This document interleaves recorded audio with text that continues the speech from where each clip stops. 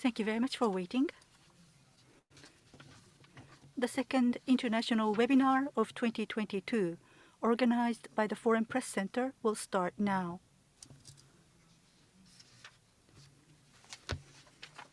My name is Kazuo Kodama, President of the Foreign Press Center, Japan.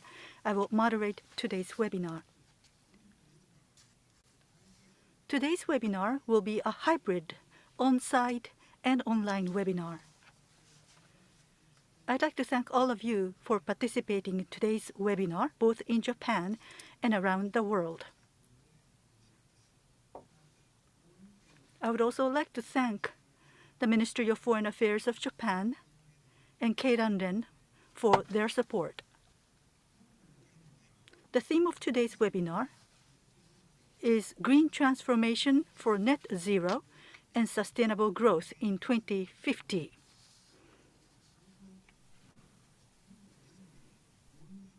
I would like to kick off our discussion by introducing to the floor the main points of UN Secretary General Antonio Guterres' message to governments, businesses, and citizens around the world, delivered at the high-level opening of the COP27 Climate Implementation Summit, held at Sharm el-Sheikh on November 7, 2022. Human activity is the cause of climate change, and human action must be the solution.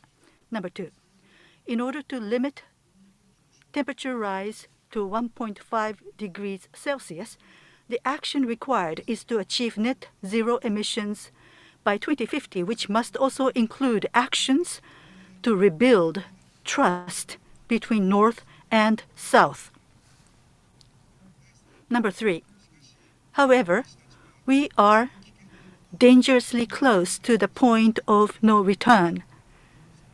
And to avoid that dire fate, all G20 countries must accelerate the transition now, in this decade. Developed countries must take the lead, and emerging countries are also integral to reducing global emissions. Number 4, at the same time, the problem of climate change is the fact that those who have contributed the least to the climate crisis have become victims of the whirlwind sown by others, and taking action is both a moral imperative and a matter of climate justice. Finally, he says that the fight against climate change will be won or lost in this decade. Now is the time for countries to come together for implementation for full international solidarity. The good news here is that we know what needs to be done, and we have the financial and technical means to achieve it. Now, in today's webinar, the discussions will focus on what actions are required of the Japanese government, companies, and citizens to achieve net zero emissions by 2050, and how GX will make this possible. In part 1, the 5 distinguished panelists will share their thoughts on the theme. They are Mr. Shikata, Cabinet Secretary for Public Affairs, Mr. Hasegawa, Director General of the Environment and Energy Department of Keidanren, Mr. Seyoshi, Special Advisor at the UNEP Finance Initiative, Ms. Inagaki, Financial Times Tokyo Bureau Chief, and from Seoul we have Ms. Michelle Lee, Washington Post Tokyo Bureau Chief. In this order, each panelist will speak for about 5 minutes. After listening to the 5 panelists, of course they are very eloquent speakers. They are indeed distinguished panelists. They are the movers and shakers. And Financial Times and Washington Post Tokyo Bureau Chiefs are joining us today. And I think that this is quite significant that they're taking part, because Japan in the world, that perspective is being added in our discussion. That's my expectation. And after we heard from the 5 panelists will come to the end of session 1. And then we will hear from our special guest, Dr. Fatih Birol, Director General of the International Energy Agency, will join us. I will be conducting a 10-minute interview with Dr. Birol, who will be joining us online from Paris. I will ask him for his views on today's theme. After the interview, we will start part 2, where the panelists will discuss the main issues brought up in part 1. This is just a rough schedule, but part 2 will end at 5:30, and questions from the audience will be taken then. For those of you who are here who would like to ask a question, please raise your hand. And if you're joining us online, please click the Q&A icon to write your questions. You can write your question at any time. And for those of you who are joining us online, there is a survey, a list of questions that we have prepared to get your feedback. So towards the end of the webinar, this will be displayed on the Zoom screen. And therefore, we would appreciate it if you could just cooperate in filling that out. For those of you who are in person, we'll be sending you emails. In February or March next year, we are planning to organize another webinar. So your feedback is going to be helpful in improving these events. So that is my initial introduction. So let us start part 1. Mr. Shikata, Cabinet Spokesperson, the floor is yours. I have prepared PowerPoints in English, and therefore I will deliver my presentation in English following the prepared PowerPoint. I guess some of the participants here are kind of lack of sleep because of FIFA World Cup game earlier this morning. And this was a big, very impressive and wonderful game for many Japanese supporters. And we are hoping that Samurai Blue will make even better games for coming days. So today, I wish to explain to you what the Prime Minister Kishida and his administration is working on for the sake of green transformation and achieving net zero by 2050 and sustainable growth. Let me move on to the first page or the second page. What the Prime Minister Kishida, please move on to the next page. Prime Minister has been saying, after assuming office last November for COP26, he announced 2 initiatives. One is a Green Innovation Fund, and mentioning that Japan will develop next generation batteries and motors, hydrogen, and synthetic fuels. And he also announced his Asia Energy Transition Initiative. And this is to cover countries in Asia, including ASEAN countries and possibly India, and trying to deploy the clean technologies, transforming thermal power into zero emission thermal power plants, as well as making use of ammonia and hydrogen.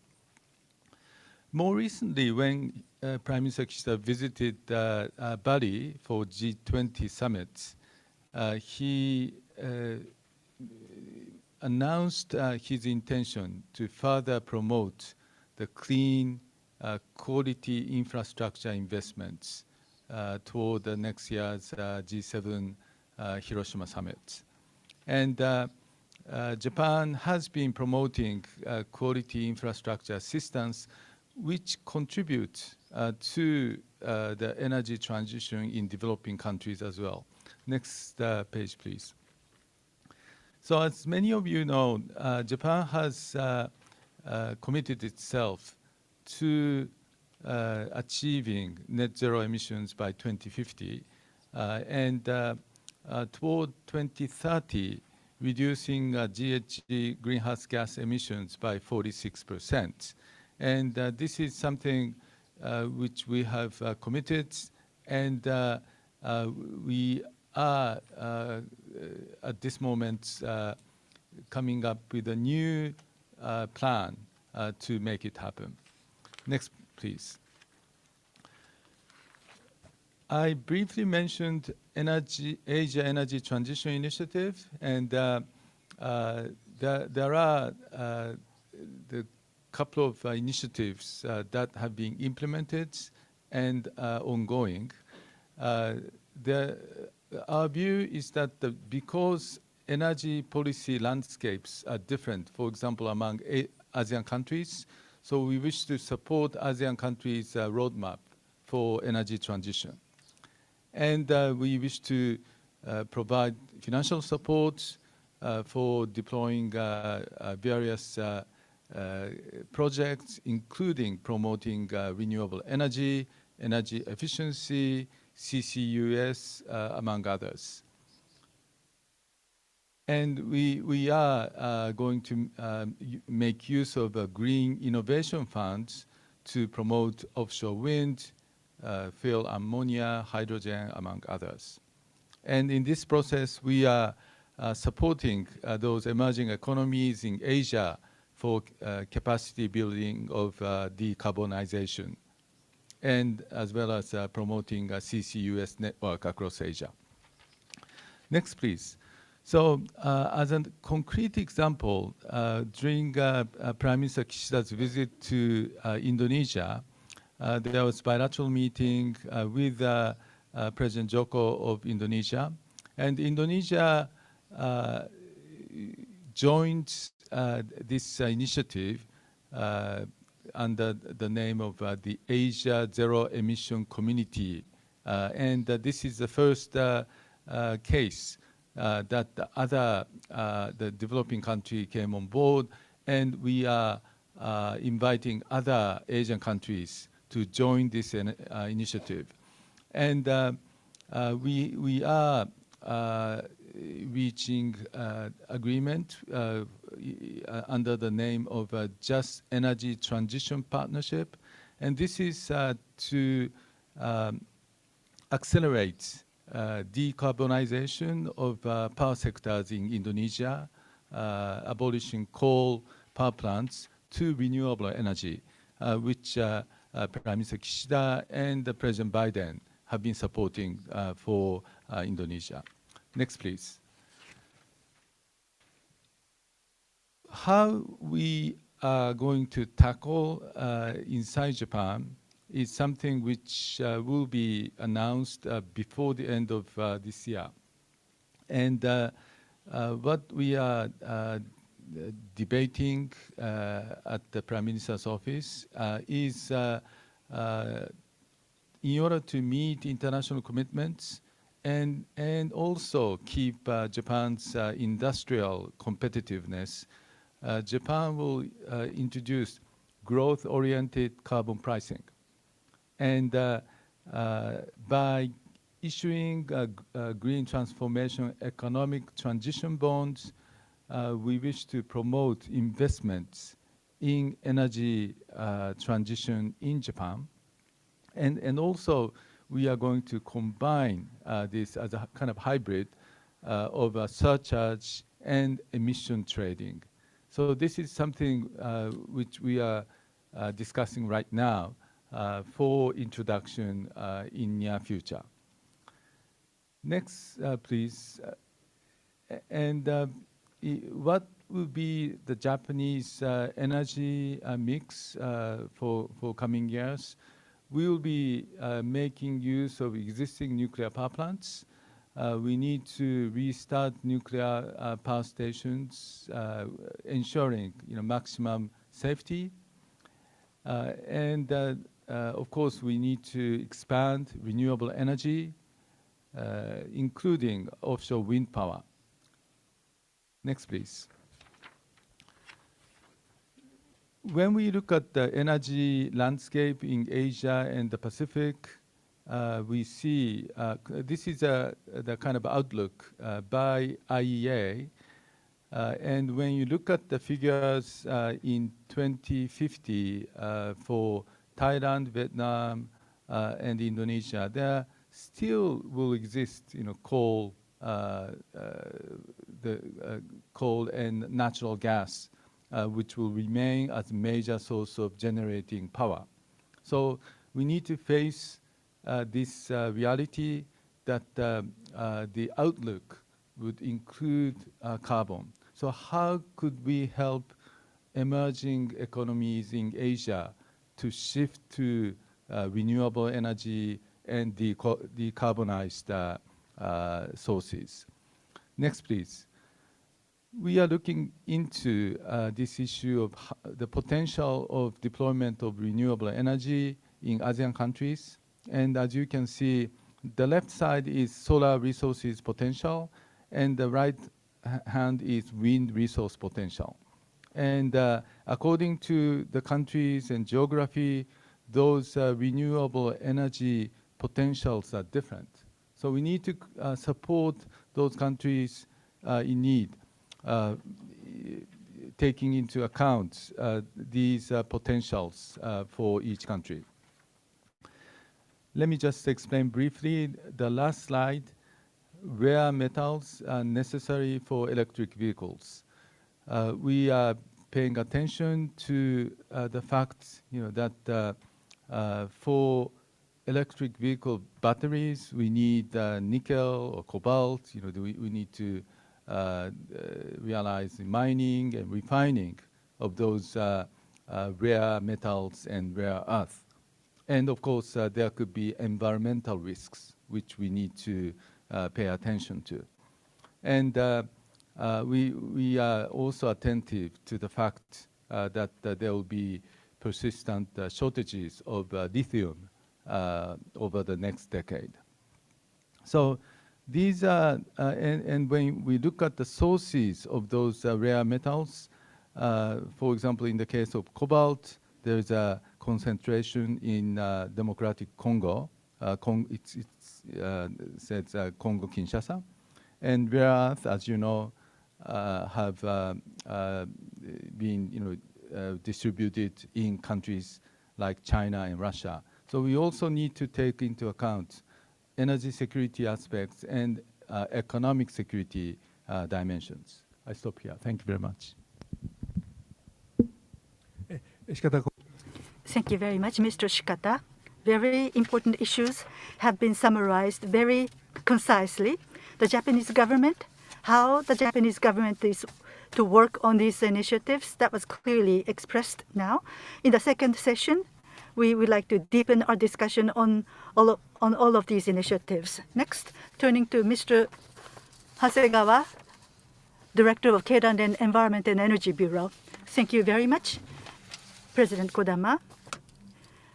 It's an honor to be here to present Keidanren's view at the Foreign Press Center, Japan, with such a long tradition.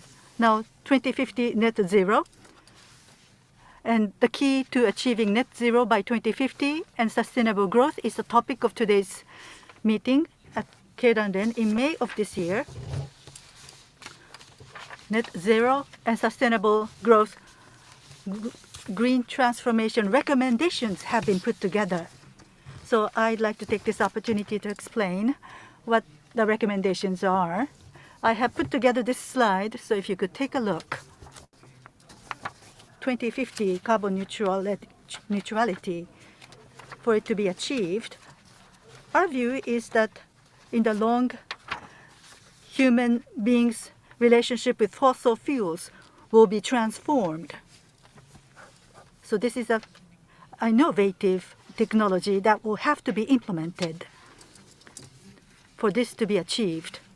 As we implement such technologies, at the same time, we need to make way for economic growth. That is what we consider as green transformation.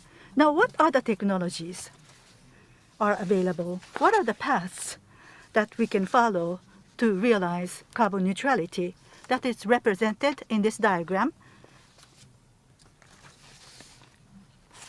Item 1 through item 7. These are the initiatives. Number 1, in parentheses, securing zero-emission power sources. We are using fossil fuels today to obtain energy. But with respect to electric power, zero-emission energy has been established in a certain area to a certain extent. So we have to make full use of that. One is renewable energy. As we heard from Mr. Shikata, there was a talk of making use of renewables on a global basis. So we need to make use of this to the maximum extent. The second is nuclear power. There's the social need. We have to make use of nuclear power. Otherwise, it would be difficult to achieve carbon neutrality. And Japan is an island nation. So grid, compared to other countries, it's not connected to other countries. So variable renewables, there's a limit to how much we can make use of renewables, like wind and solar. So thermal power will be needed for balancing. So we need to work on decarbonization of thermal power. So we have to secure zero-emission power sources. That is point number 1. Second is electrification on the demand side, where fossil fuels are being used. We need to be switching to zero-emission electricity. Now, item number 3, we heard about renewables. The grid, electricity networks would have to be improved for next generation level. And obviously, when we talk about energy, it's not just electricity. In Japan, 50 to 60% of energy consumed in Japan is in the form of heat. So we need to decarbonize this heat source. So introducing carbon-free hydrogen, ammonia, synthetic methane for heat use is going to be another element. Item 5 and item 6, this has to do with manufacturing and materials. For example, steel making. According to the current method of production, a lot of CO2 is produced. The same with cement and chemicals. Like plastics, CO2 is emitted.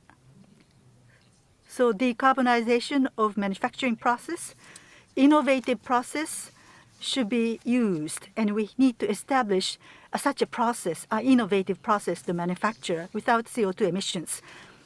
And the last one is that still there will be some CO2 emissions that will remain. And as we see in item number 7, negative emissions, we need to implement a technology to absorb such emissions. At Keidanren, these are the initiatives that we are looking at as we talk at the bottom of this page. Innovation is needed, transition is needed, investment is needed, and we further need to strengthen industrial competitiveness. And this is the recommendation that Keidanren made in May. So these are the technologies that are being looked at. So how do we realize this? It's shown on the next slide.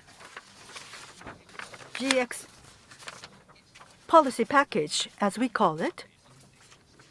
This is part of our policy recommendations that we made. Command tower, GS council should be developed. And for implementation, we need to have a roadmap that need to be developed. And 2050 GX achievement, around this oval, there are 8 boxes, starting with transition of energy supply structure. And nuclear power is considered to be important. So we talk about proactive utilization of nuclear power. And upper right, promoting electrification, innovative technology development with a focus on energy demand side technologies. So these top 3 ones, to realize and achieve these 3 items, As we heard from Mr. Shikata, we need to be promoting investment. What we call as Green Deal, this is to promote investment. We need such a package. So according to our estimates, of course, the government is saying that investment of 150 trillion public and private sector together, and the government is going to take up 20 trillion of that, and we believe that that kind of investment will be required. Investment will mostly come from the private sector, but to encourage such investment, pump priming role will be played by the government. So the government's investment is also expected. We also need to deploy private sector financing. So we talk about sustainable finance. Private sector financing will have to be provided. So for that to happen, we need to have the right foundation. And in the lower left-hand side, industrial structure is going to change. So you need to be addressing changes in such industrial structure.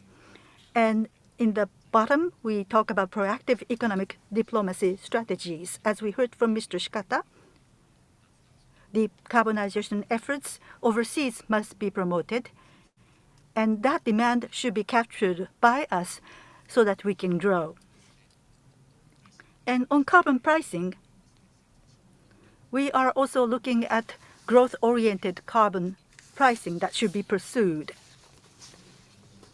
So these are the recommendations that we made at Keidanren for green transformation, so that towards the end of the year, we are expecting the government to develop a GX strategy with a certain direction to be indicated. So in the business community toward net zero, we would like to do our utmost. Thank you very much. Mr. Hasegawa, thank you very much. Now moving on to Mr. Seyoshi, Special Advisor to the UNEP Finance Initiative. Thank you very much. And once again, good afternoon. And I'm thankful for being invited on this occasion. I've been listening to Mr. Shikata and Mr. Hasegawa, who spoke about the initiatives by the central government of Japan and Keidanren, which have been well thought after. In the past 20 years, how should we tackle global environmental issues? I've been thinking about that subject mostly from the perspective of outside of Japan, from overseas. And due to such perspective, when I look at the Japanese policies regarding global warming, it's quite regrettable. But I cannot but have deep concerns. And from such standpoint, I would like to share with you my thoughts.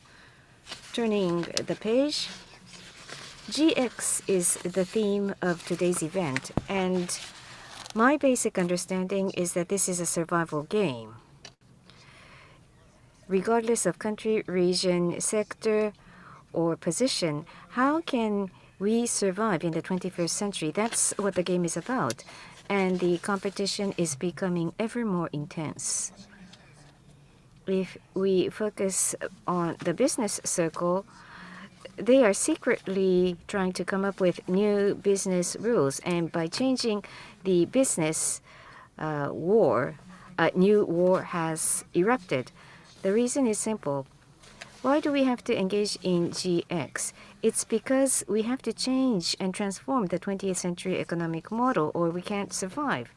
So we have to drop the 20th century economic model and shift to a 21st century model.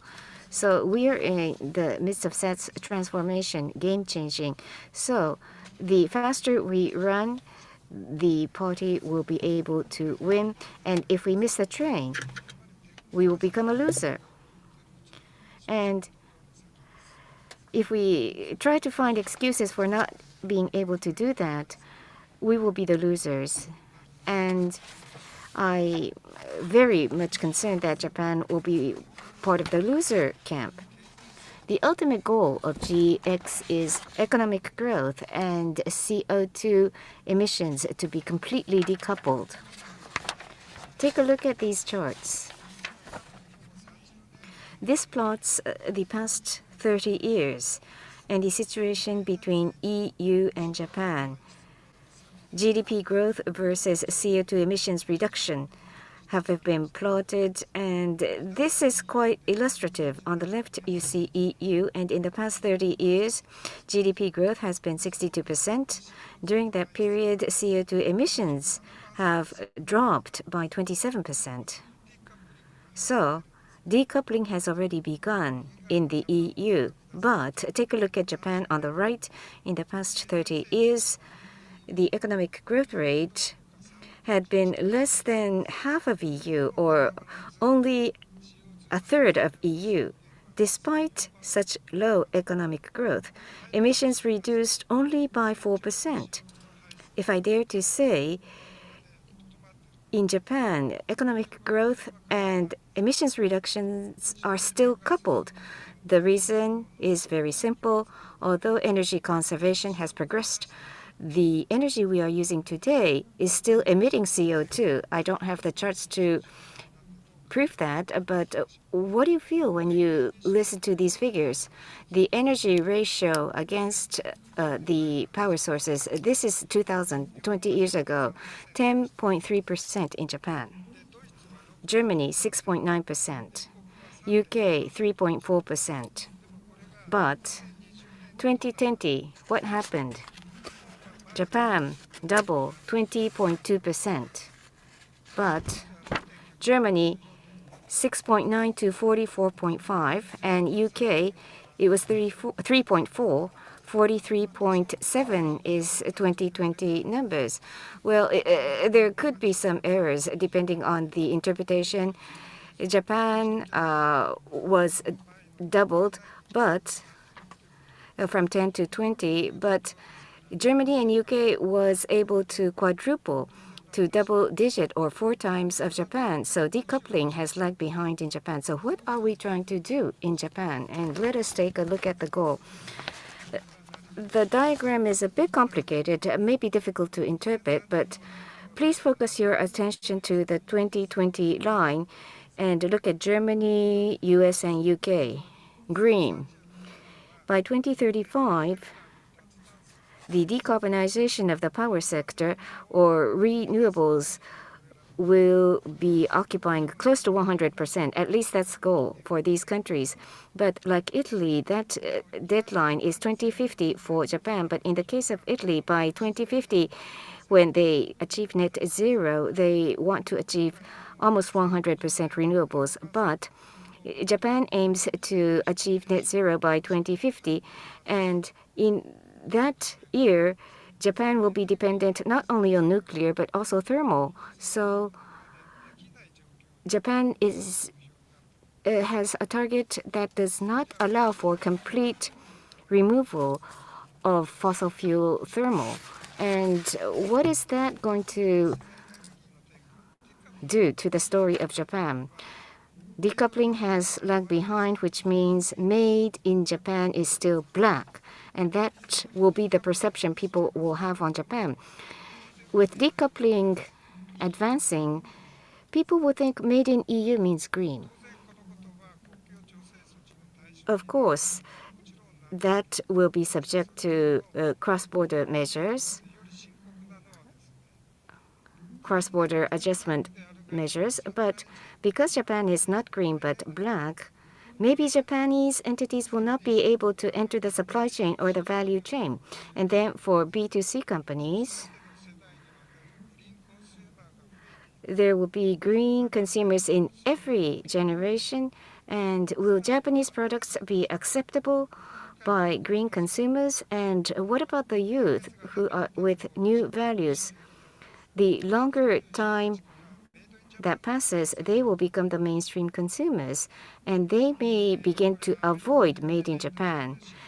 Series, a famous NGO on the United States, says that of the U.S. consumers, 9 out of 10 U.S. consumers select the product they buy depending on the area of interest.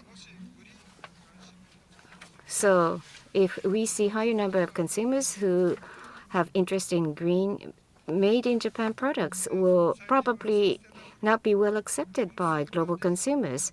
And sustainable consumerism has become a new trend.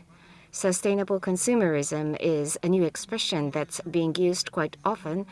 And if we enter into such phase, Japanese companies in international competition in the international market may be unsuccessful. That's my concern. So when we look at Germany, which I think is a great competitor, even in the energy crisis, Minister Habeck for Climate of the Green Party says, for Germany, expanding renewable energy is of overriding public interest. That's what the minister said. And in July, energy-related laws have been amended, and they have committed to the acceleration of expansion of renewable energy. For example, 42% was the ratio last year of renewables, and it used to be, the target used to be 65%. In the next 10 years, they've further raised it to 80%, and they've also begun to say that by 2035, they want renewables to account for 100%.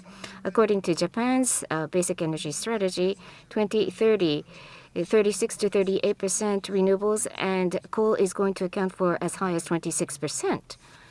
That's in the basic strategy for energy for Japan. And with Japan as such, can we truly compete with Japan? I'm betting on Japan. So I think we need to have a social system that would promote decarbonization at the society as a whole. EX is not just about replacing fuel.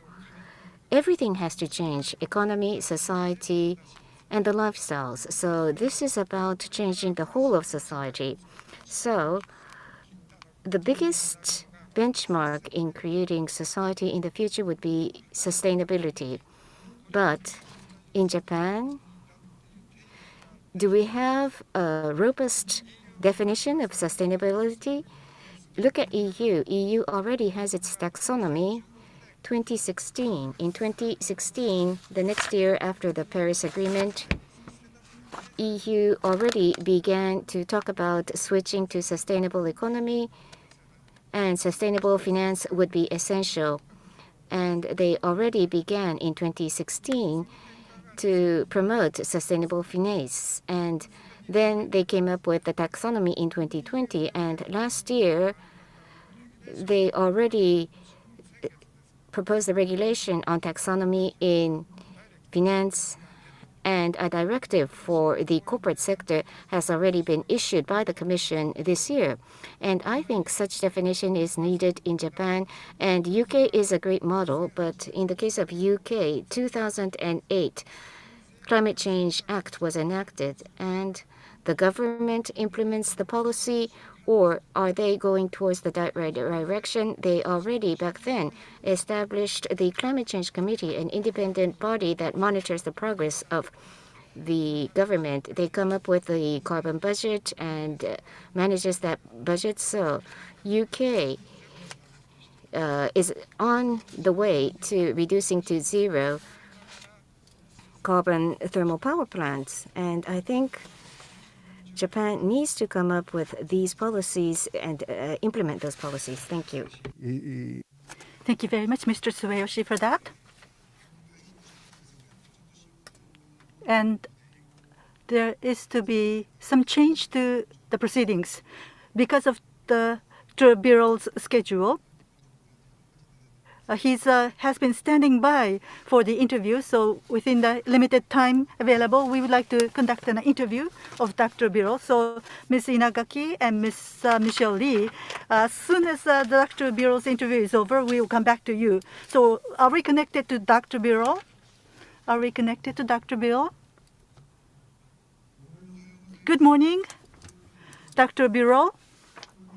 Can you hear me? From Paris. Good morning from Paris. お待たせしました。 Thank you very much for waiting. I'm sure that you have a very busy schedule, but thank you so very much for accommodating this interview in our symposium today. I think it's 8:40 in the morning in Paris, early in the morning, but let us quickly go on to ask you a number of questions within the limited time. Let me give you a number of questions, so we would appreciate it if you could answer the questions. Is that all right? Of course. まずだ First question.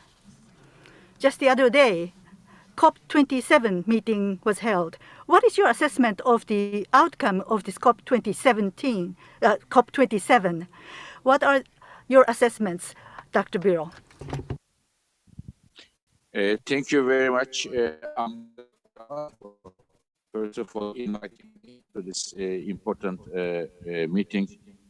And before trying to reply your question, let me take a moment to congratulate Japan. As people may know, I am a big, passionate football fan and long-time friend of Japan.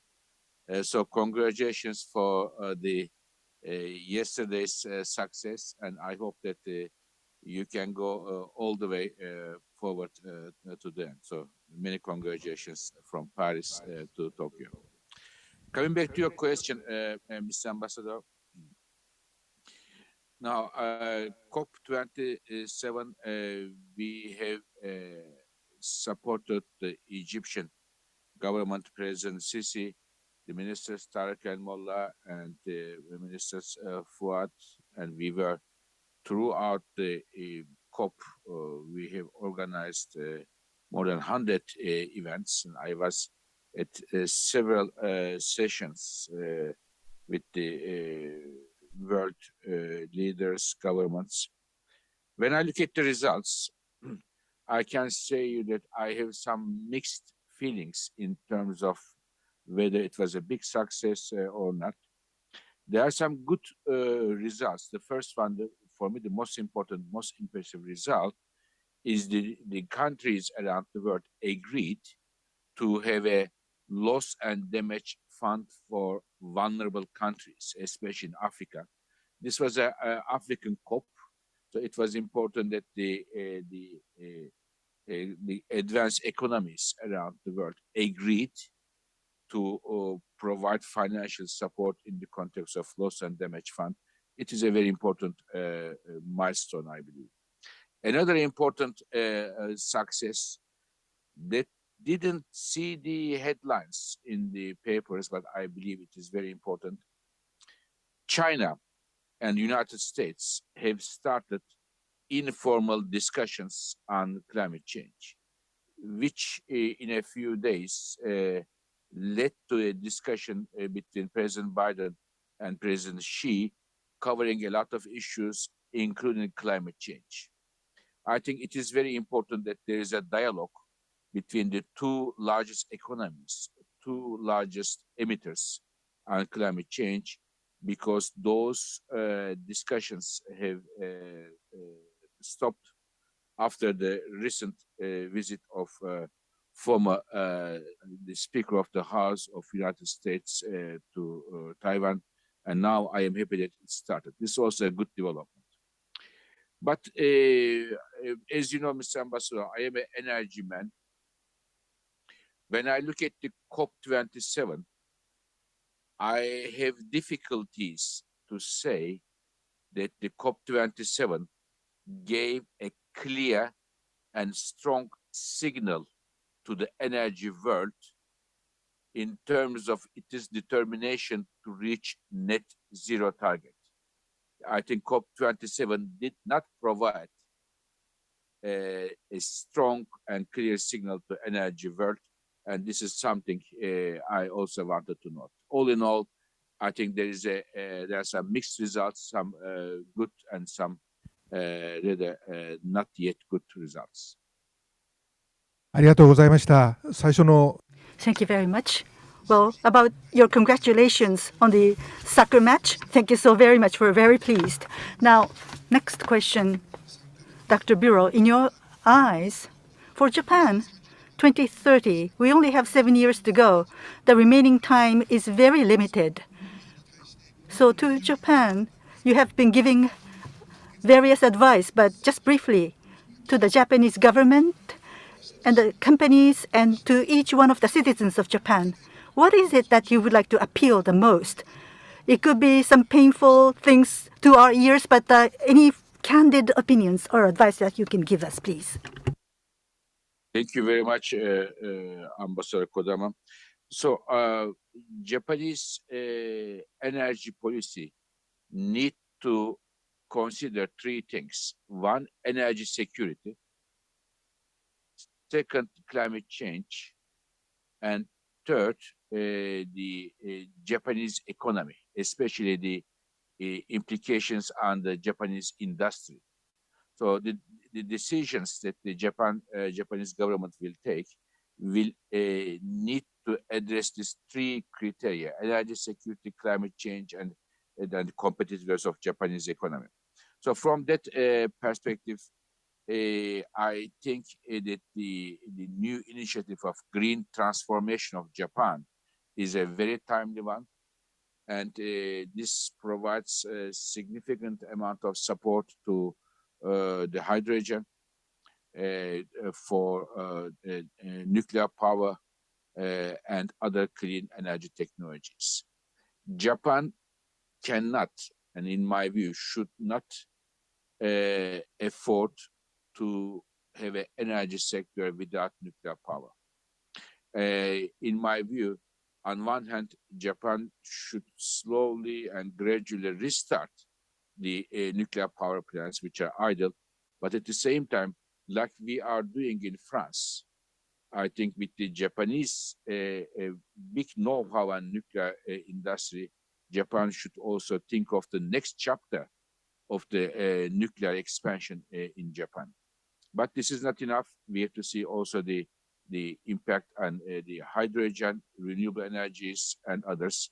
But also, Japan should see that the LNG will be a significant part of the Japanese energy mix to make sure that LNG imports are there, and also to use LNG on a low carbon way, and ammonia is one of the areas that the Japanese government may want to think. But once again, a green transformation of Japan is a very good program. In my recent visit only a few weeks ago to Tokyo, I have congratulated Prime Minister Kishida for taking this important step. Thank you. じゃあ最後にもう一つだけ One more question. This is going to be the last question, a burning question for you. In the West and in China, there seems to be a shift towards electric vehicles. However, in Japan, we're not just focusing on electric vehicles, but FCV and other carbon neutral solutions should be pursued. That is the trend here in Japan. Can you give us your comment on Japan's approach? This is the last question. Now, when I look at the world, which we do every day at the IEA, all the data, the electric cars are growing in very, very strong pace. Just to give you an example, Mr. Ambassador, 2019, only 3 years ago, only 4% of all the cars sold in the world were electric cars. 4% 3 years ago. This year, it is coming close to 15%. The 15% of all the cars sold in the world are electric cars. And 2030, which means tomorrow, in China, in United States, and in Europe, every second car sold will be an electric car. So these are three top energy and car markets: US, Europe, and China. Every second car sold will be an electric car. So car manufacturing around the world is seeing a major transformation. Many large car manufacturers are stopping of manufacturing or downsizing the manufacturing of the internal combustion engine cars today. Now, in addition to electric cars, of course, there are other options and low carbon solutions such as hydrogen. And this is also seeing a significant increase. But when I look at the world, both hydrogen and electric cars are increasing, but the electric cars penetration seems today much stronger than the hydrogen as it stands today around the world. ビロ事務局長、本当に Dr. Biro, thank you so very much for giving us your precious time today. We hope that we can continue to enjoy your visit in Japan in the future. Thank you so very much for your participation. Thank you very much. With pleasure. Thank you very much.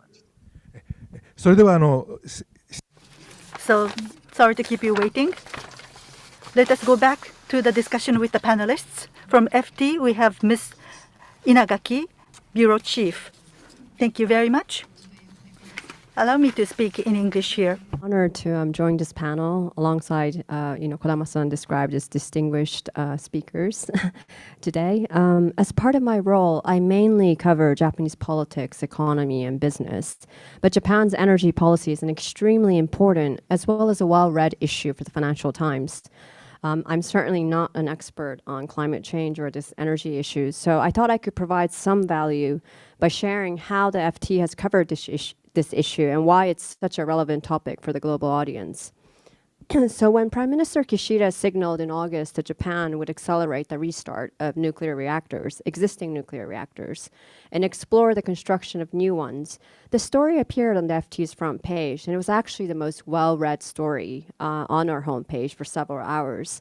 One of the reasons for the strong interest was clearly it's due to the fallout from Russia's invasion of Ukraine and the global energy crisis sparked by the war. The big increase in global energy prices and a sharp fall in Russian gas supplies have forced European countries to reconsider their energy policy, with Germany backtracking on its plans to exit nuclear power by the year end.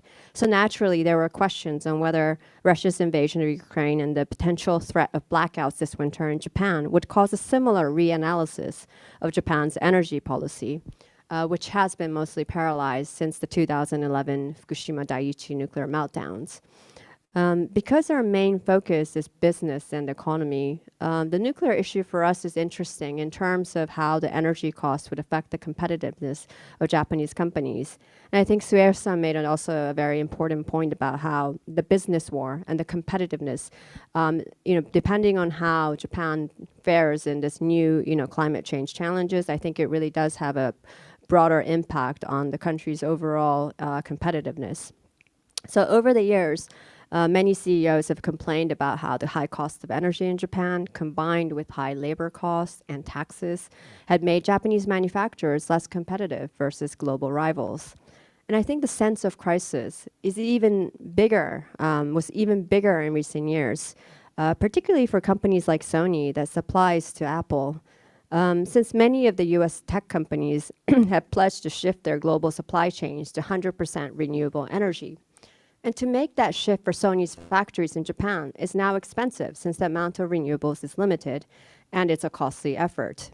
So from this perspective as well, we are very much interested in Prime Minister Kishida's GX strategy and how he will strengthen Japan's energy security using innovative technologies where the country actually is strong in, as we've been discussing, the batteries, hydrogen, carbon capture technologies. These are all technologies that Japan is strong in. So there are hopes on how Japan can do in terms of bringing these technologies forward. And I'd like to touch a bit on the issue that Shikata-san mentioned in his speech as well, about Japan taking a realistic approach on its green transition. I do think Japan certainly has a big role to play in terms of energy transition in other parts of Asia.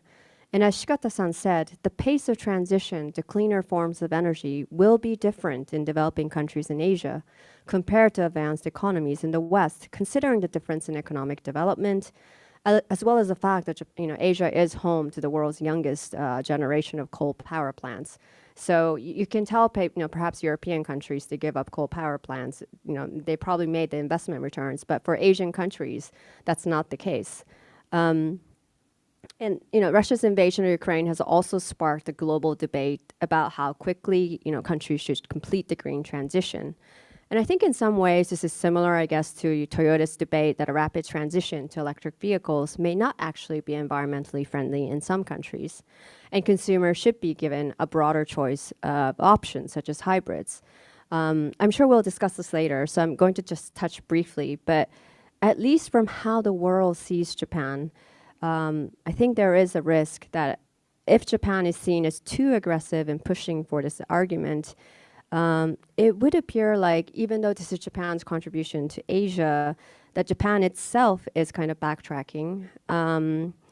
And in some sense, the narrative is a bit self-serving for Japan as well, since it is a fact that Japan has increased its reliance on coal, natural gas, and oil since 2011. And even considering the geographical constraints, it does lag behind some of its regional peers in adopting solar and wind power. And it's also, I think, important to maybe mention that it's partly due to expectations as well. Toyota was a pioneer in hybrids, so the world is looking to Toyota to be a pioneer in the next generation clean technology as well.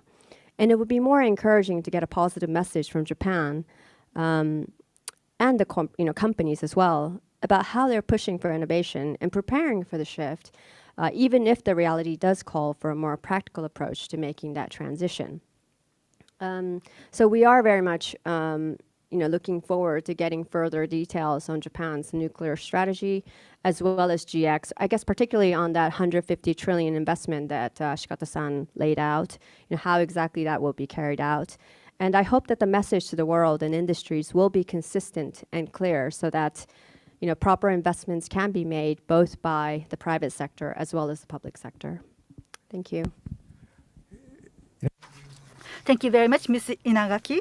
I believe that Mr. Shikata will be asked to respond to your comment. Thank you very much for the issues raised. And thank you so very much for waiting.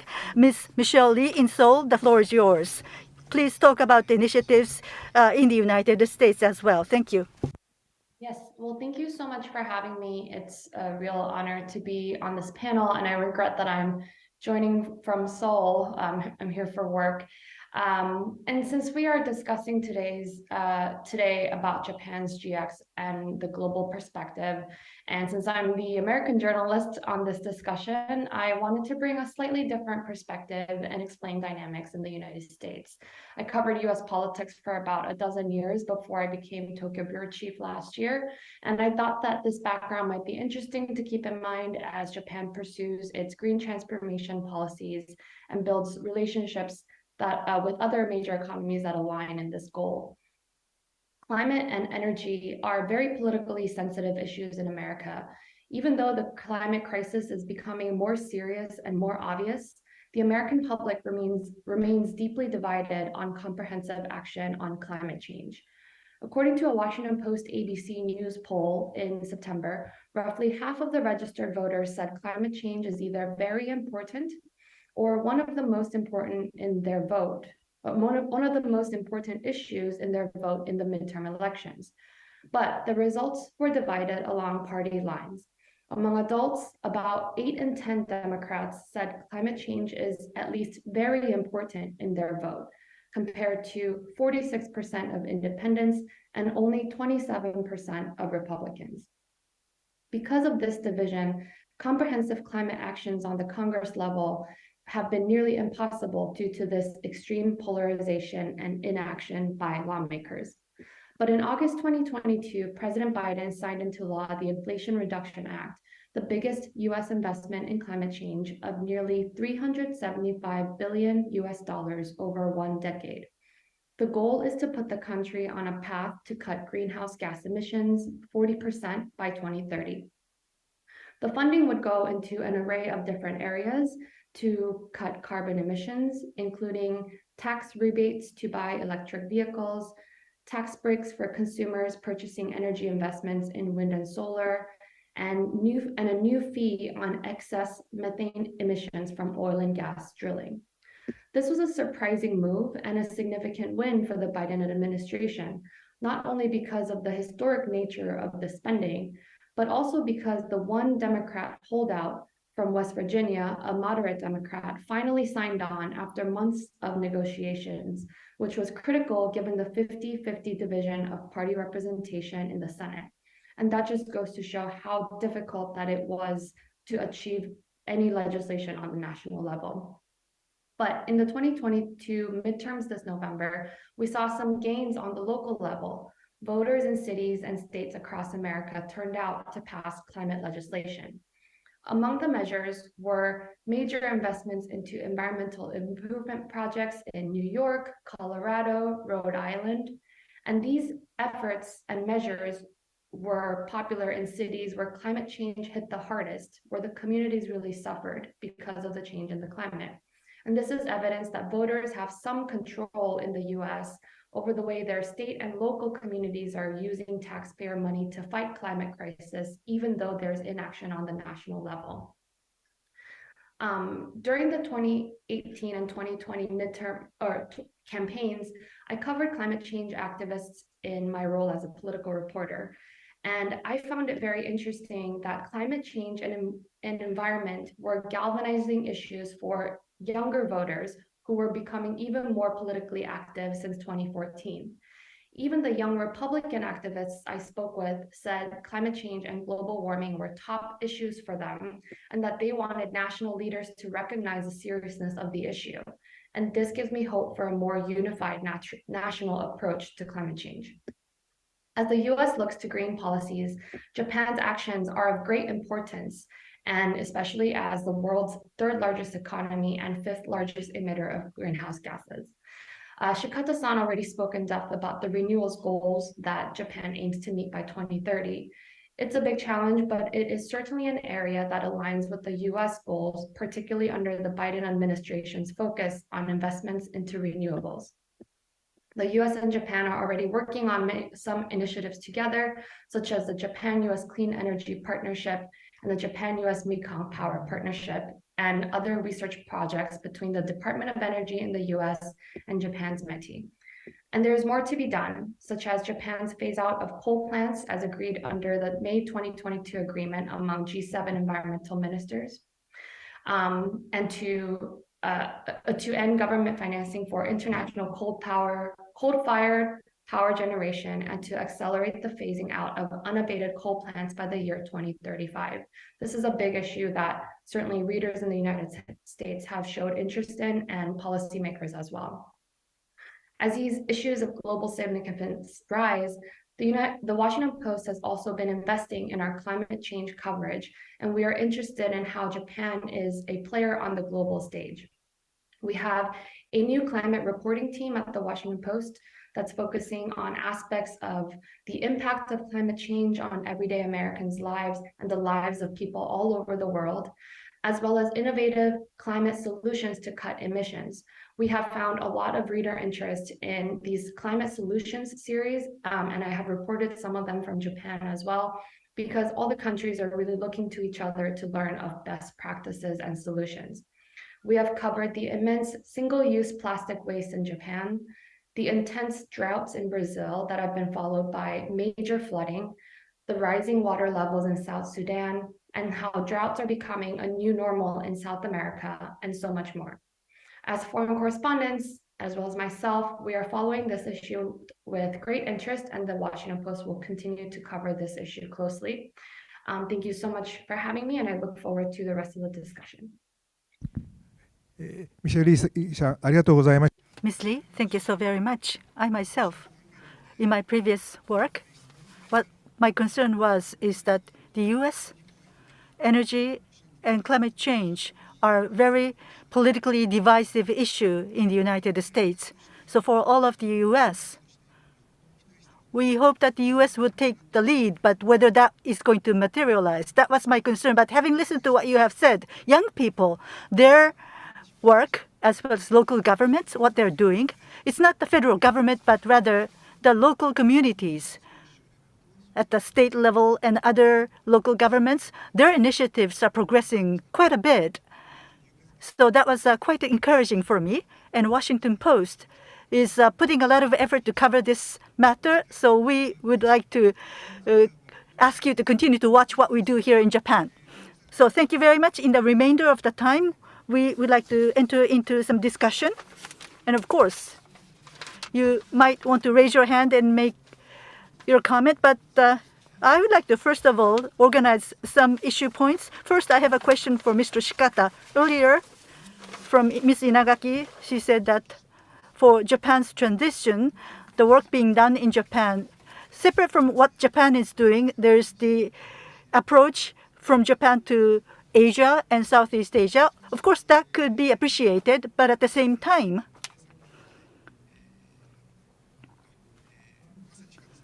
what Mr. Shikata indicated earlier, that even in 2050 in Southeast Asia, they are still going to be relying on coal. So that is the IEA statistics. That's a fact. So can we leave it as is, or is it something that Japan should do more to support them so that they can move towards decarbonization more? Is that a possibility? And a related question, what Mr. Seyoshi said, for Japan's economy, when we think about economic growth and decoupling with decarbonization, Japan is so behind compared to the West. So the Japanese government, decarbonization target by 2030, is it really something that is achievable? These are difficult questions for you, but can we get your candid response? Mr. Shikata, please. Well, thank you very much, Ambassador Kodama. As I explained, Prime Minister Kishida is working on fulfilling international commitments that the Japanese government has made. And for this purpose, we are promoting green transformation. And the view is that under this new form of capitalism, climate change is regarded as a very important pillar, and climate change related measures could become growth strategy. And of course, many Japanese companies have cutting-edge clean energy technologies, and we are going to be more aggressive in deploying Japanese clean energy technologies across Asia. And as I already mentioned, we are collaborating very closely with the United States government, as Michelle Lee mentioned. And this is a great model that we are creating in countries like Indonesia. We are hoping that other ASEAN countries will come on board. We have been implementing many projects, including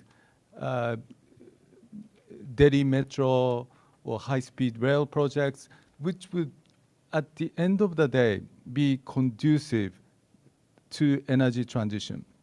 So in this sustainable energy transition process, we need to pay due attention to energy security, economic security, and competitiveness of our industries. So as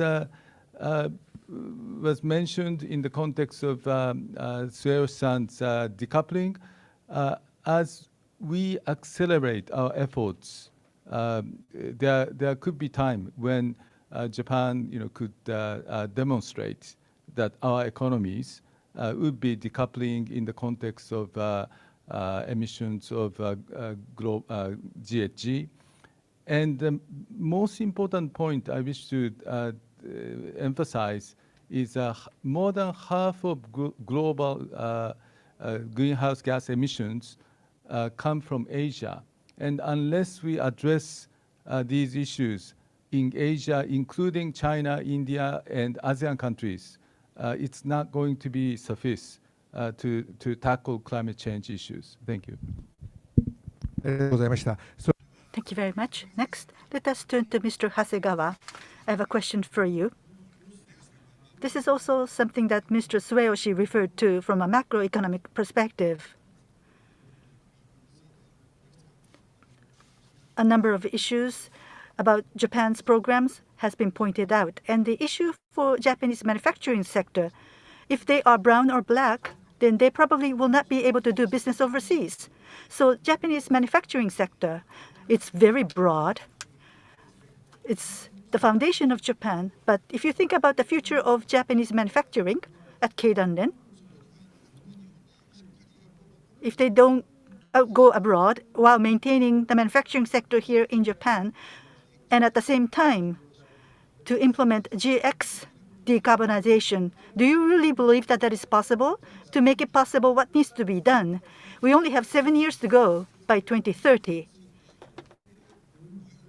What are your thoughts? Your candid views, please. Thank you very much, Mr. Kodama, for the question.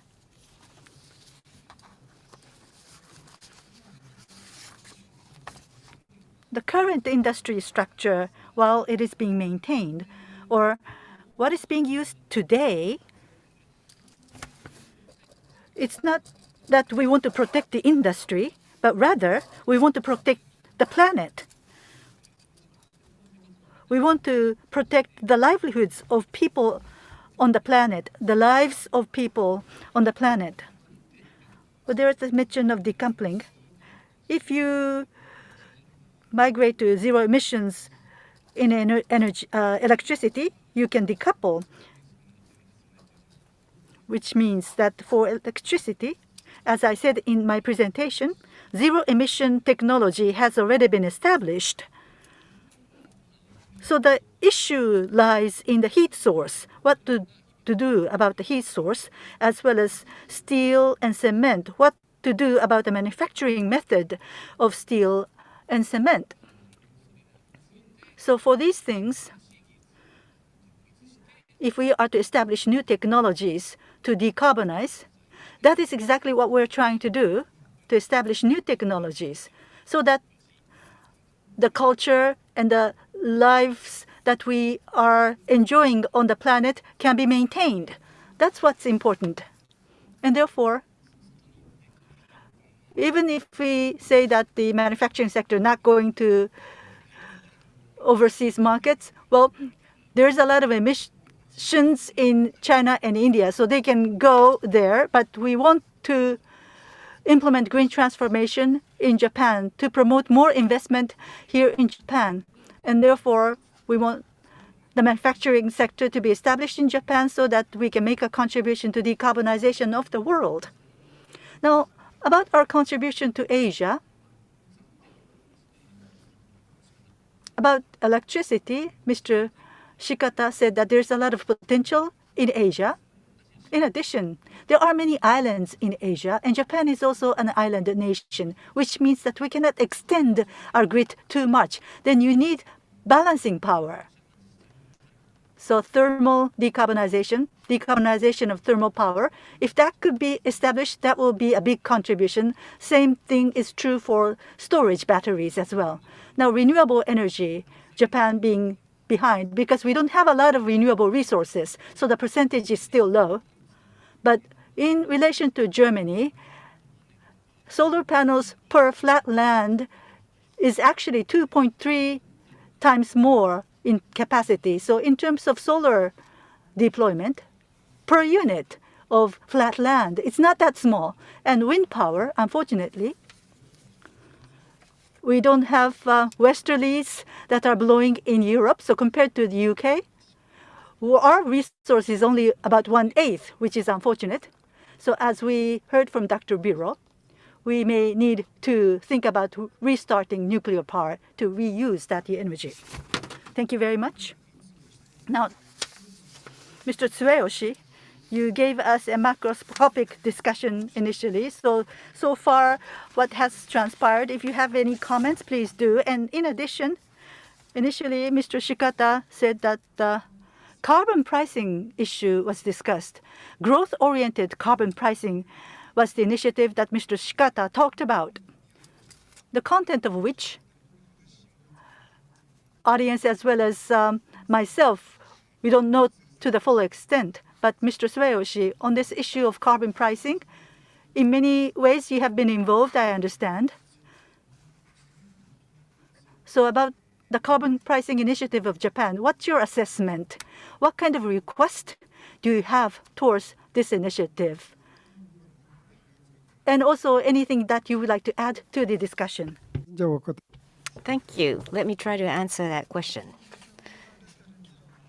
In the debate occurring in Japan, the biggest concern I have over the debate here is no sense of crisis We don't have time. Everybody is talking about 2050, but the situation regarding the climate crisis, as mentioned by President Kodama, the key is the next 5 or 10 years. And that's the biggest concern. We are running out of time. People don't understand that. In the near term, what needs to be done? That debate is being skipped. And there's focus on only 2040, 2050, and talking about the dream come true technology. And they are trying to dismiss the near term. But I think there's extreme harshness in business competition intensifying, and therefore losers and winners will become clear in the next 5 or 10 years. And it's not just about replacement of fuel in the energy. If we keep the industrial structure as it is, can we survive in the competition in the 21st century? I don't think so. Of course, we have to engage in energy transition, but we also need to change the industrial structure. We used to be the big industry, heavy industry. We need to shift to a different sector, maybe sectors that don't manufacture goods. So such structural transformation need to be debated at the same time. And 2 days ago, the GX Implementation Council and Growth-Oriented Carbon Pricing Initiative was announced. And according to newspaper reports, because that's the only source of information I have at the moment, I was quite shocked. Why was I surprised? If it were 20 years ago, the kind of conversation might have been fruitful, but why now? That was my frank impression. Low burden. And on GX ETS, look at the reality, and 2026, we are 2022, and they are not going to be fully operating the exchange until 2026 or 2030. That's the goal. But by 2030, we have to reduce CO2 emissions to half, or the commitment by the Japanese government is 46%. That commitment has been made. That versus GXETS. How much reduction can we secure through the ETS, GX ETS? That volume of reduction that's achievable has not become visible. Now, carbon reduction is going to be a burden to the private sector. State is going to order reduction of emissions based upon the government's authority. So fairness has to be secured, and the nation has committed to the reduction target. And in order to achieve the nation's reduction target, how should the burden be allocated within the Japanese society? Such target numbers must be shown. For example, in the carbon market, through carbon pricing, how much reduction should be done or can be done? That kind of debate has to take place. And then for the first time, we can begin to talk about prices and whether caps ought to be introduced or not. But the basic strategy on energy that Japan has today has numeric targets, and no one's talking about the numbers at all regarding the consistency between the GX strategy and the basic energy strategy. So we might repeat the same mistake of that was made 20, 30 years ago. That's my biggest concern. So numeric targets are needed, or else you cannot control and manage. And 150 trillion yen is a huge amount of funds, but where do we spend this? In how much amount? Renewables, 31 trillion yen, some say. But why this number? And how is that going to change the proportion of renewables against the total amount of energy? Yes, people talked about the low proportion of renewables in Japan, but according to the Ministry of Environment, 2050, 100% renewable, the potentiality is 2.6-fold, according to my recollection. In other words, the Ministry of Environment has already said that there's a potential in Japan to achieve 100% renewable. So I don't think potentiality can be used as an excuse. Thank you very much. Thank you very much for a very candid, straightforward comment. Now, Mr. Shikata or Mr. Hasegawa, if you have any comment to respond. But before that, I'd like to ask Ms. Inagaki a question. You gave us a comprehensive discussion earlier on. What I want to ask you is that at Financial Times, looking at Japan's political and economic aspects, and on the nuclear issue, Dr. Biro said that in the case of Japan, that should be an option.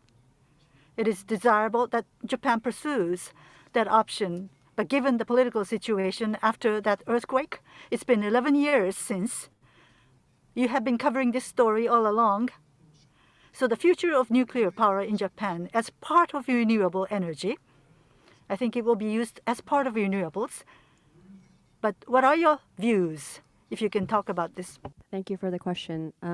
So it's difficult to take a stance on whether nuclear power is good for Japan or not. But in terms of achieving net zero, I think nuclear power will need to be part of the mix unless Japan can provide a realistic roadmap for increasing significantly renewables or other cleaner forms of energy. But I think the fact that we're now even debating in 2022 the role of nuclear power as it means for Japan to achieve net zero in itself is a bit worrying. My colleague Leo Lewis wrote a very good column about this, but it does seem like the country now is facing what should have been an avertible crisis. After the Fukushima accident, there was obviously the public outcry over the safety of nuclear power plants and the shutdown of Japan's entire reactor fleet was understandable in some ways. But I think the country did spend a full entire decade without really having a meaningful debate, whether it's between the government, the public, or the nuclear industry, on the future of nuclear power for the country, and also without actually preparing for there have been changes, but even more changes are improvements that would be needed in terms of regulations and also legal liability if the country were to become serious about rebooting nuclear power. So we're kind of now in a situation where even when the government sets a national agenda for nuclear power, it will be up to local governors to persuade the public. And private sector power companies are also reluctant since they bear all the liability for safety. So even if nuclear power needs to be part of the mix for Japan to hit its 2050 target, there is a lot of uncertainty on how the government is going to push this issue forward. And now I think we're in a situation where we're asked to wear turtlenecks and conserve energy to avert a blackout, even though there are nuclear reactors that have gone through safety screening and that are ready to be powered. And so that it is kind of a bizarre situation that Japan is in. Thank you. ありがとうございます。 Thank you very much. You're right. So today, in a place like this, by having this discussion right here, I feel that we can have more discussion in various forums. And just like you said, obviously, local community, there has to be a lot of dialogue with the people in the local communities. So that process must be followed for sure. Thank you very much for your comment. Let us go to Michelle Lee in Seoul. Now, if you have any comments that you would like to add to the discussion that was just held, but before that, let me ask you, as I commented earlier, the US, 50 to 52% by 2030. CO2 GHG emissions to be reduced by that. In order to achieve that commitment, objectively speaking, the challenge faced by the United States, what is it? In the case of Japan, nuclear power is one, and renewable energy initiatives are not sufficient. So these are some of the issues that we have identified here in Japan. But in the case of the United States, what are the challenges? What are the issues in the United States? Can you give us your comment? Yes, I mean, definitely on the renewables as well. The United States, President Biden is seeking to increase investments into the renewables. In terms of, clean nuclear, one of the things that the Department of Energy is trying to do is attract interested companies into investments for clear nuclear energy and trying to do private-public partnerships in terms of nuclear fusion. And so I think they're trying to explore those other aspects that they could be doing through the bureaucracy. But I think one major difficulty that lies in the United States that's very different from other countries is the vast political influence of the industry, the oil and gas industry, fossil fuel industry, because in the United States, campaign financing and political donations are essentially unlimited. Unlike in Japan, you can, if you are a wealthy donor or a wealthy company, you can essentially give unlimited amounts of political donations to the campaigns of politicians, from city council to state government to Congress. And like I mentioned, the real political roadblocks here, I think we have to think about where the money money comes from in terms of pushing back to even the Biden administration's agenda. And the fact that we have another political campaign coming up in 2024 with the presidential election. I mentioned polarization earlier, and in the past 7 years, even though Democratic concern about climate change has grown, Republican concern has shrunk. And we noticed a steep drop after 2017 when President Donald Trump took office. And he doubted the existence of climate change, pulled the US out of the Paris Agreement, and we saw the Republican concern for global warming drop since 2017, and most recently even more. So I think it's really important to think about the roadblocks politically facing the United States, just because of the unique nature of the structure there and the influence of the industry in ways that we don't always even know, because sometimes these major political donations and influence operations are done and not reported, and legally it does not have to be reported. アメリカが直面する So the issues faced by the United States, one of the issues was raised now. Thank you very much. That was very clear. Now, for the next 5 minutes, we would like to continue with the discussion before turning to the audience for questions. Going back to Mr. Shikata, Mr. Seyoshi said that against the Prime Minister Kishida's initiative, including carbon pricing, Mr. Seyoshi made a number of comments. If you would like to respond, please. Well, thank you very much. Let me just mention 3 points. Number one is in terms of the sense of crisis. I think we have shared view that we need to tackle this issue of green transformation, not only to achieve carbon neutral by 2050, but before 2030, what we should be doing. So what we are coming up with is the roadmap for the next 10 years. And right now we are the government in consultation with the industries and energy experts. We are trying to construct our own unique system to make it happen. So related point is, as Seyoshi mentioned, the model of the EU. And what we are trying to do is we need to learn lessons from other countries.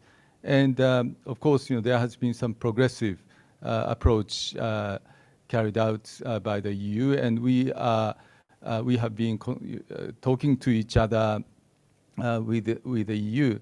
But as we see in the World Cup, there are different strategies for each country, and I believe that there could be a unique model that would be demonstrated by us, which could be conducive to realize energy transition in Asia and beyond, as I mentioned. And the third point is, of course, we need to come up with a kind of national movement. All the stakeholders need to be involved, and we need definitely to achieve carbon neutral. We need major innovation. So our approach is to make use of all the available options and also pursue potential options. So that could include the next generation of nuclear power plants, or realizing a hydrogen society. We have been engaging with Australia to come up with a hydrogen supply chain, which is probably unprecedented vis-a-vis the rest of the world. So for sure, we need research and development and realizing new technologies and innovation to realizing carbon neutral. Thank you. ありがとうございます。それでは、Thank you. Mr. Hasegawa and then Mr. Seyoshi. Please give us your comments. Yes, I'll be brief. 3 points. Nuclear power. Uncertainties regarding nuclear. Yes, it is true that there are uncertainties about the prospects of nuclear power. Existing ones, how they are to be restarted. We need to have a thorough discussion to obtain the consent of the local communities. But Kishida administration, the government is saying that they will restart nuclear power. This is a very bold decision, courageous decision. We would like to see that it gets forward. And on carbon pricing, the position of Keidanren is, or before that, towards 2030, there was a mention of us lacking a sense of crisis. This is a number from a research institute called, right?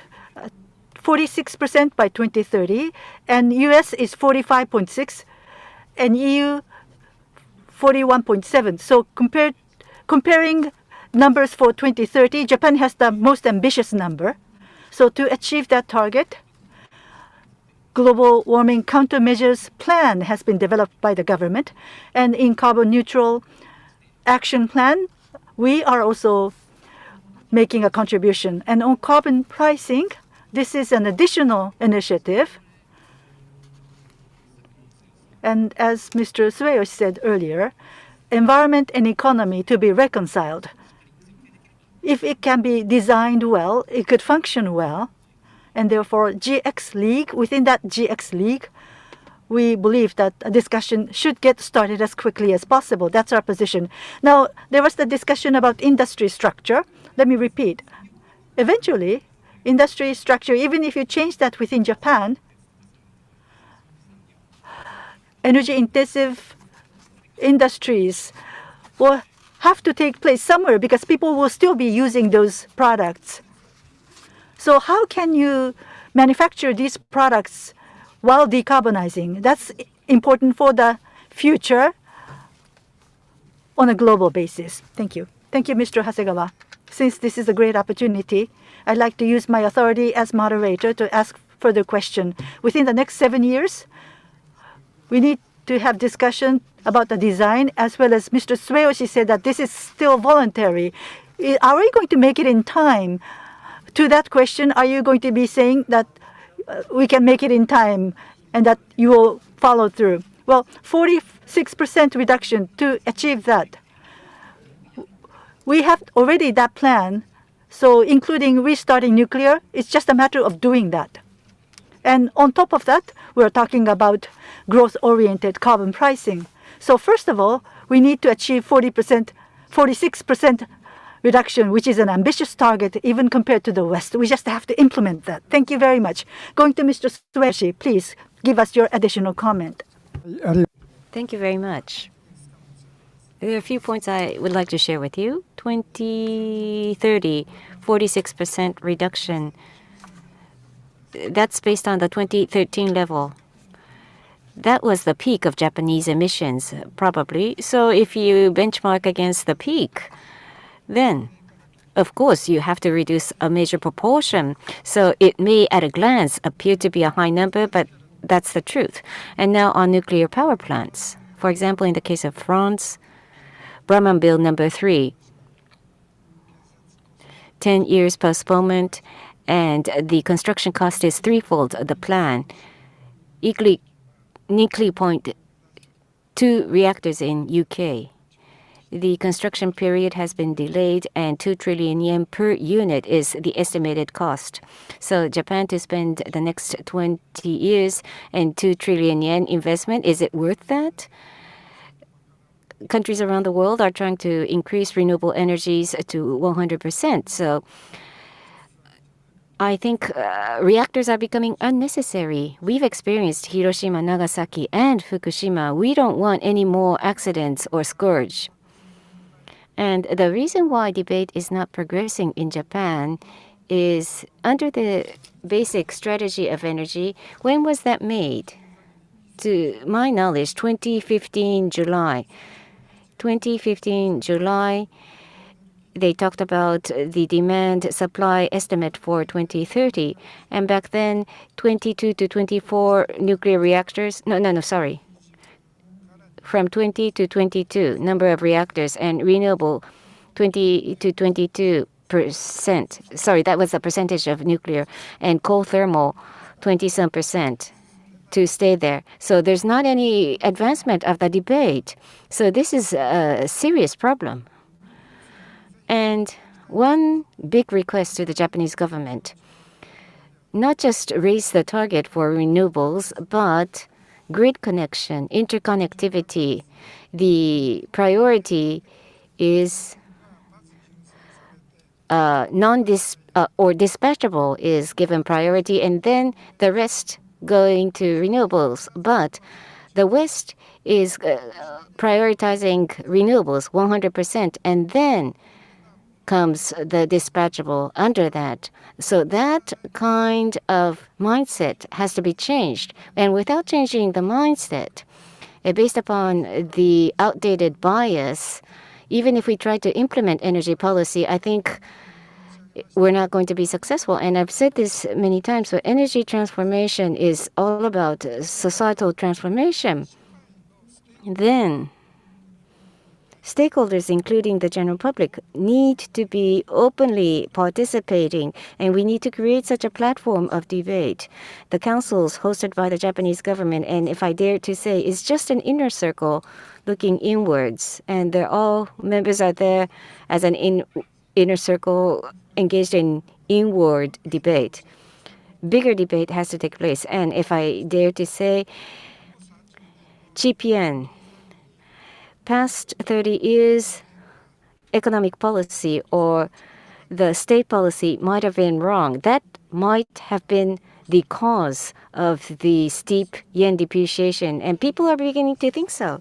Then, even in energy policy, had we done the right thing, the things that we did might have been wrong. Maybe we had made mistakes without knowing.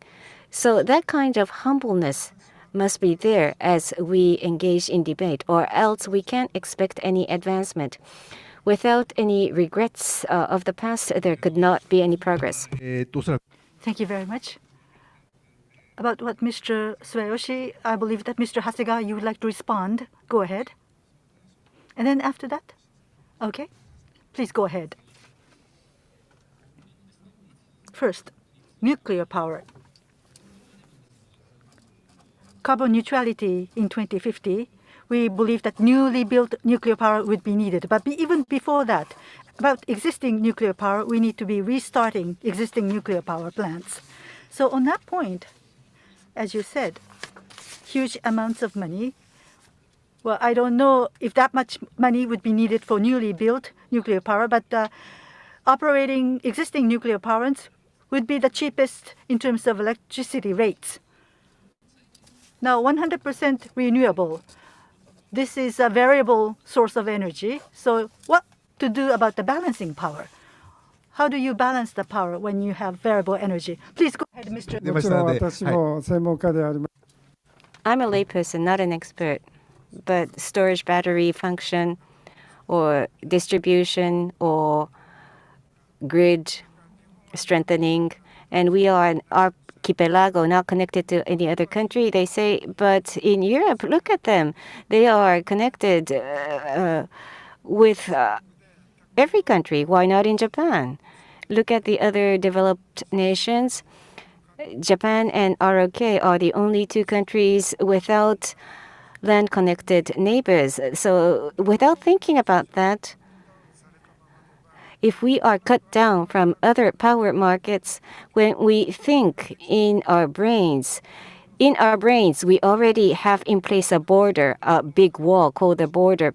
So people are only thinking about our domestic Japanese territory when we think about the power structure. But what if we can be connected beyond our borders? That's the kind of debate that we need to engage in, or we will be stuck in this outdated debate. それではですね、Thank you very much. We only have 15 minutes left, so thank you very much for waiting. To the members of the audience, people who are here in person, as well as those people who are joining us online. I would suppose that you have questions. Please give us your questions. And first, those of you who are here in person, if you have a question, please don't hesitate to raise your hand. Anyone? Then we have actually received a question from an online participant. And an answer has already been given to this question, in a sense. The question is as follows. For Japan, to utilize renewable energy, Japan is lagging behind. What is the reason why Japan is lagging behind in usage of renewable energy? Geographical reason, technological reason, or political reason? Can you give a weighting to these different factors? This is the question. Anyone can answer? Who would like to answer that question? じゃあ末吉さんお願いいたします。どうぞ。 Mr. Tsueyoshi, please. Thank you. Let me try and answer that. Now, the reason I think is causing that problem is the non-existence of policy.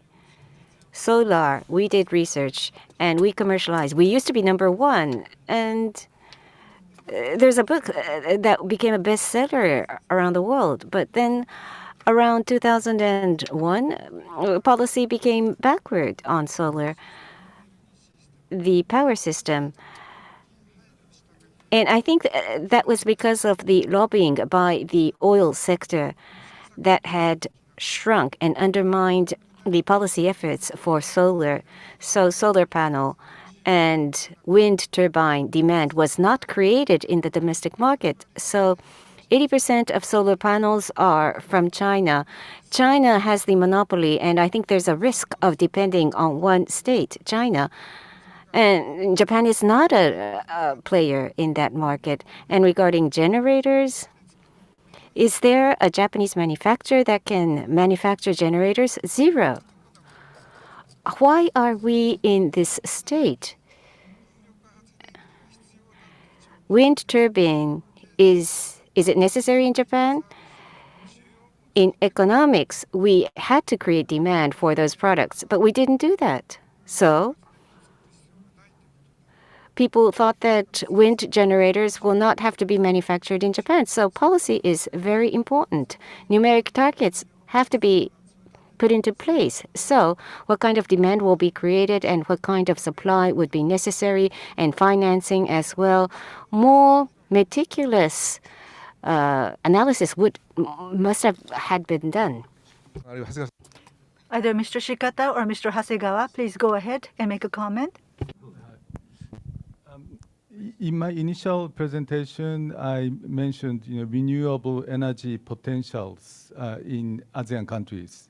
And so in terms of demand, the demand situation differs according to the countries.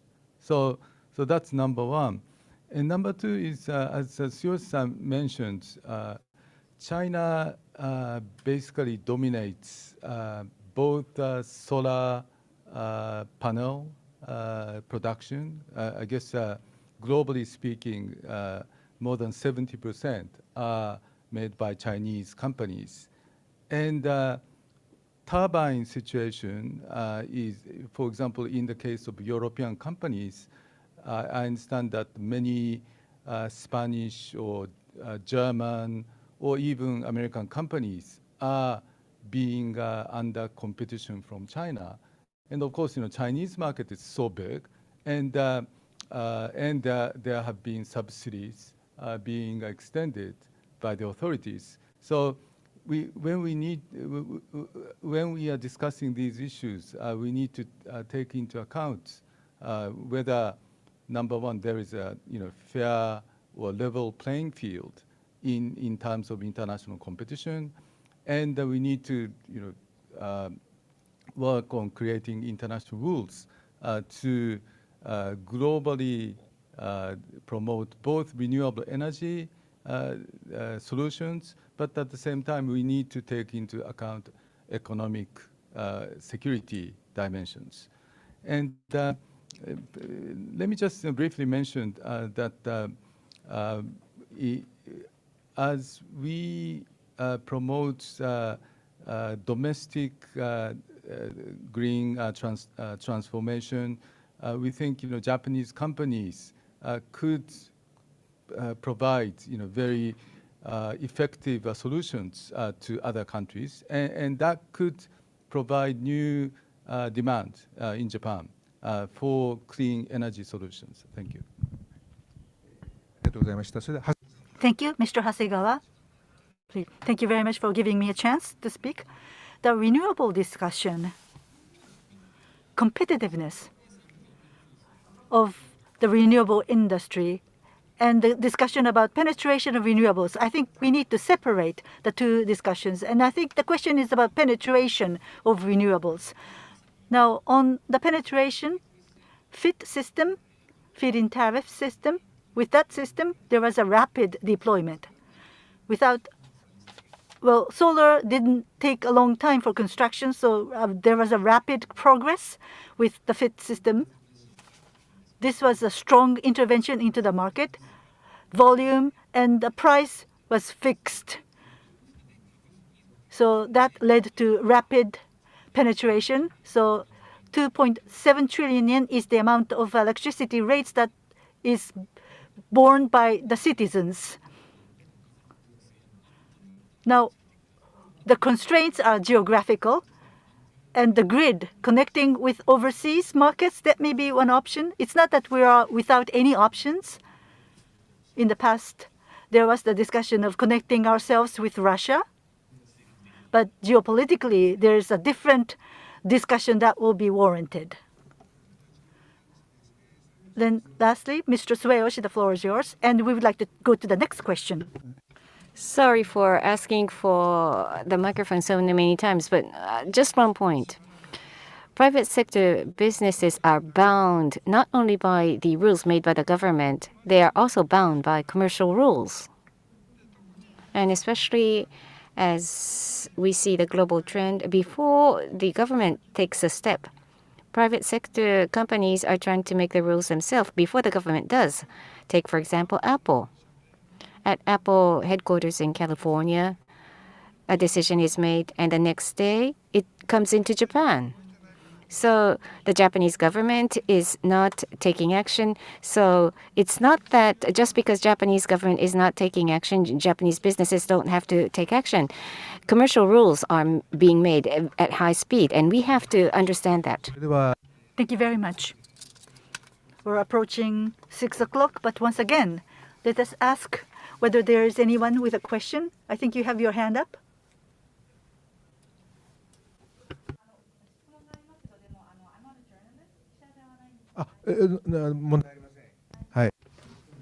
Please go ahead. Please state your name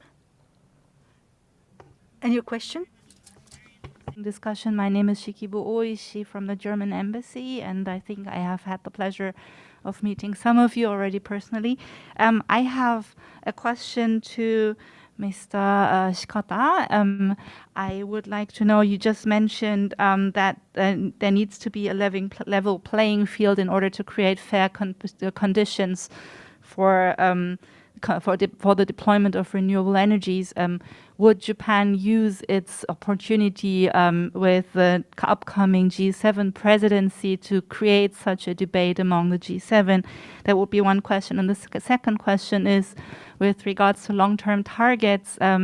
You mentioned in this discussion the importance of having numerical targets, and there haven't been any targets made for 2050. So Nikkei Shimbun came up with a proposal with 70% of renewables by 2050.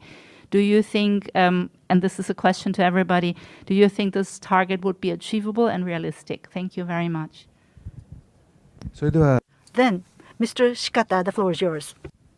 Well, thank you very much for your question. I will answer G7 related issues. As you are probably aware, as related to level playing field, there has been kind of launch of UK presidency promoting G7 trade ministers talks, and there have been some discussions during the last 2 years in terms of under the theme of trade and the environment, and so in the context of level playing field, this is something that could be taken up in the context of G7 trade ministers track, and also, of course, for G7 Hiroshima summit, this issue of global, green transformation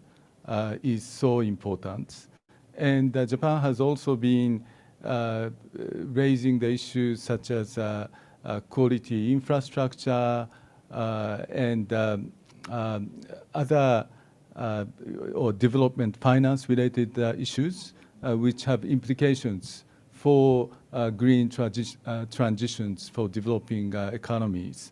So I'm sure that following up on the British presidency and German presidency, Japan from the beginning of next year will be taking up these issues so that we could promote international cooperations, centering around G7 to realize the green transformation across the world. Thank you. You have your second question. You would like to 質問に対して2番目の質問 So to the second question, anyone has a comment? Yes, let me just respond. 70% renewable energy. In terms of energy security, and from the perspective of zero emission, renewable energy is a good energy source. So if it reaches 70%, that is very good. But whether that is achievable, I think it's going to depend on the level of technology development. So I cannot really say, I have to say, I don't know. Now, we would have liked to take more questions, but we're almost at 6 p.m. And therefore, we need to do a wrap-up at this point. I don't intend to do a wrap-up, but 5 panelists who have joined us today, I'd like to give 1 minute each to give us your last comment throughout the course of today's discussion, what you have observed, as well as what you would like to express once again at this juncture, what you want to send as a message to the audience. If you could just briefly speak. And let us go to Miss Michelle Lee in Seoul. Can you be the first to start? Yeah, Your last message to the audience. Sure. I just, as a final message, wanted to amplify something that Seyoshi-san and Inagaki-san talked about, which is the need for advancing the debate over nuclear energy. As you know, there's a global reevaluation of energy supplies, and the war in Ukraine is really reshaping long-held positions about nuclear power in many different ways. And of course, it remains a sensitive topic in Japan, but some recent polls have shown that there is some greater support for bringing back nuclear plants online, especially in an effort to stabilize power sources. And we're seeing similar debates unfold in Germany as well. And especially as a reporter covering these issues, I would like to amplify the calls for greater debate over this in the public, involving local communities. And finally, thank you so much for having this discussion. ありがとうございました。Thank you so much. それじゃあ続きまして Thank you very much. Let us go to Ms. Inagaki, Bureau Chief of FT. Well, and I think Suer-san mentioned this as well, but my final point would be about the need for a debate. As I said during this last decade, there wasn't enough debate about this. And even in today's panel, there was a lot of division in opinion, which I think shows that there is a need to debate and also to see, I know there's a need for defending efforts that Japan is making, but at the same time, I think we need to look back and see where Japan probably did needs some improvement. And I think that will lead to a much bigger advancement in such an important topic like climate change. But thank you so much for inviting me to this panel. ありがとうございました。それでは瀬尾 Thank you very much. Now, Mr. Seyoshi, please. 実は私 In fact, I went to COP27 and I was reminded again that the implementers of decarbonization is the private sector, and especially the private sector businesses. They are the implementers. So, through this GX competition, we have to be mindful of the risk of losing this business competition. At the same time, we need to be aware that we can capture the opportunity to win. And with that in mind, Japan needs to make its policies. Thank you. ありがとうございます。 Thank you very much. Now, Mr. Hasegawa, please. Thank you. As Ms. Inagaki said, or as Mr. Seyoshi said, we need more debate and discussion. And when we have such discussion, based on technology, and based on fact, and based on science, we need to have a very good grounded discussion. That is what we need. And obviously, as we engage ourselves in discussion, as Mr. Seyoshi emphasized today, industry competitiveness, economic competitiveness is a very important perspective. And that is exactly why we put together that recommendation, GX recommendation in May. Another perspective is the global scale. We cannot just think about zero carbon here in Japan. Obviously, that's not going to be sufficient to stop climate change. We have to be making contribution on a global scale. That is what's important. And therefore, as I showed you in my slide, those kinds of different technologies are needed in our view. So we will be working towards that objective under the leadership of Mr. Tokura, the chairman of Keidanren. Thank you. Thank you very much. Now, last but not least, Mr. Shikata, please. Well, thank you very much for inviting me to this panel talks today. As I mentioned, the Japanese government is in the midst of compiling this green transformation roadmap. So I'm sorry that I could not explain more, but please keep your eyes on the upcoming announcements.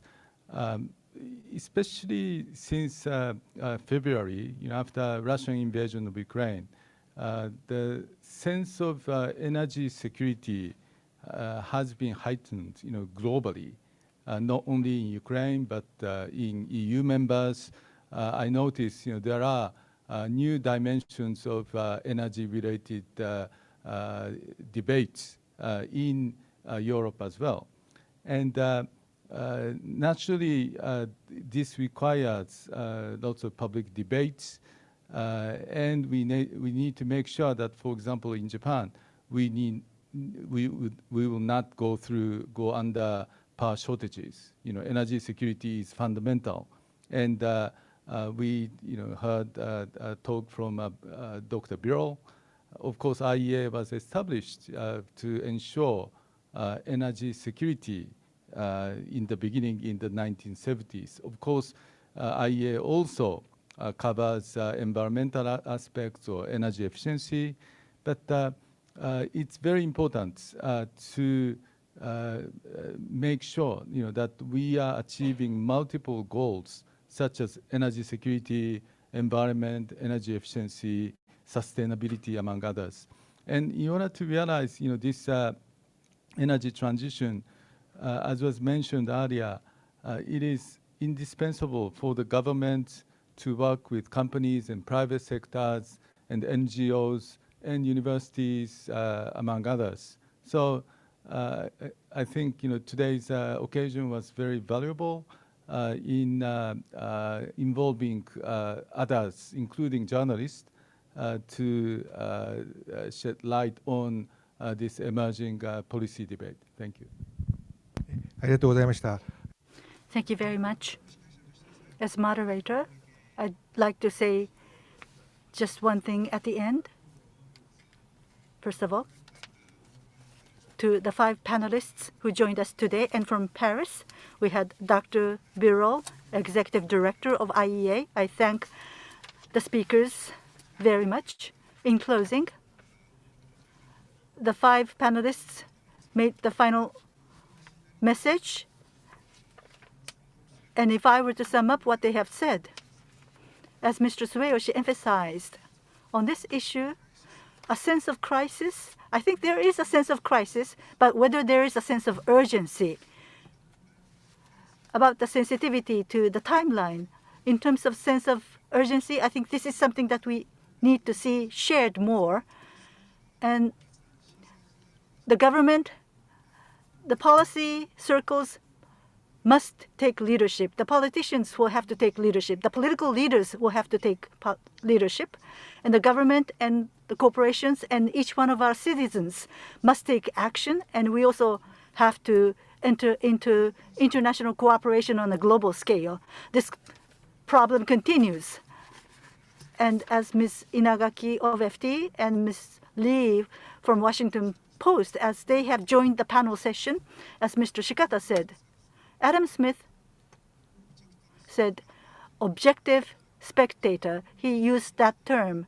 So foreign media, as they cover Japan, they are disinterested parties or disengaged parties. So in that sense, they give us a fair and objective perspective. They are able to look at this issue from a broader perspective. So their participation was very meaningful today, and I'm very thankful. So we have gone overboard with time, but once again,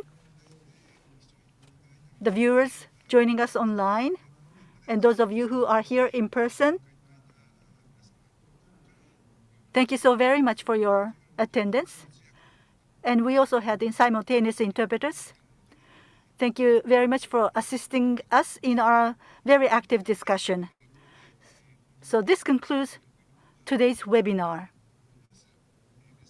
Thank you so very much, everyone.